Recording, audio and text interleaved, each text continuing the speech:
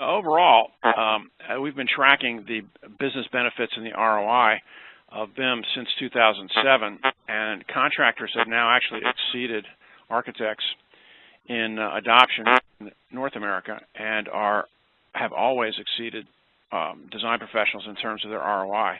At this point, we're finding that 3/4 of the contractors globally are reporting they're getting a positive ROI, and in some cases, they're at 97% of the users are reporting a positive ROI.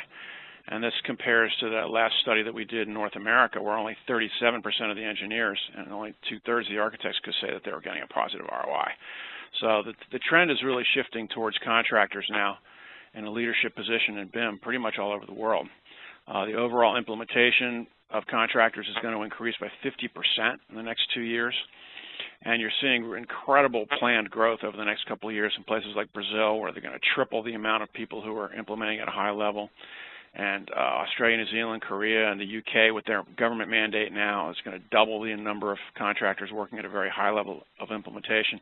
And then you'll see what some of the investments that people are making, and those who are most committed. And actually, the Koreans and the Japanese seem to be most committed in terms of making investments. So just some of the highlights of the information you'll see when you go through the report. You'll see what sorts of projects people are using BIM on, both building types and non-building types. And you'll see that broken out by country and with a little bit more specificity in terms of the types. You'll see how long contractors have been using BIM in various regions and their level of expertise. And we take this expertise and we take this experience, and we also ask GCs to tell us what they think about the state of trade contractors in their by skill in their various countries. And you'll see the steel guys and the MEP guys are pretty much the leaders, with drywall, concrete, masonry, and civil sort of catching up down here in the lower right.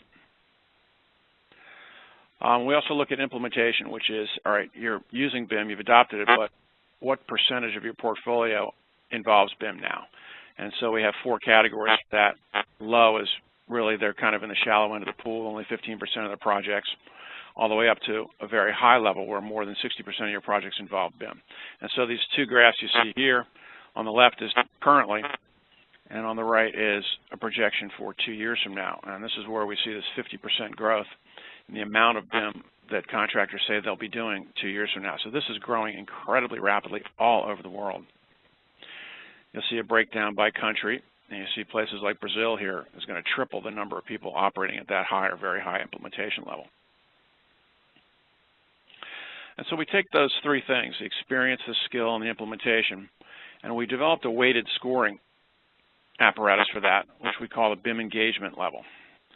And we assign an index to every single one of the respondents, and then we break that down across all the regions. And overall, there's 11% that we would consider to be at this very high engagement level. They've got a high skill level, high experience level, and they're implementing at that highest level of implementation. So we expect that's going to grow interestingly over time as we continue to track this. So right now, we just have 11% of the BIM user contractors around the world that we would consider to be in that top group. And you'll see how that breaks out by country. The U.S.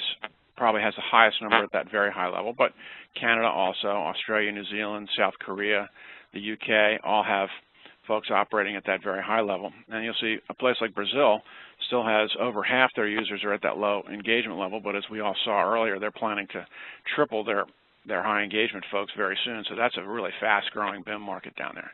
And the UK as well because of the government mandate there.